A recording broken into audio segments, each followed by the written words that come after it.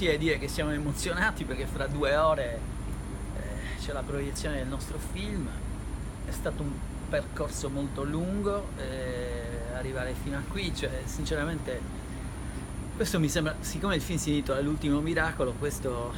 forse è stato il nostro miracolo, quello di riuscire ad arrivare a Venezia con un film che nasce all'interno di laboratori che si svolgono dentro l'università. Quindi questa è una delle cose più belle, vedere tutti i ragazzi, ci sono quasi tutti quelli che hanno fatto i nostri laboratori e sono venuti anche loro a raccogliere un po' di gloria, è una cosa veramente molto, molto bella che dà senso anche, no, a tutto quello che si fa. Ormai sono molti anni che questi laboratori del CELCAM esistono e questa attività si svolge nella mitica aula del SET, la numero 7, e poi anche fuori, perché come sapete insomma i nostri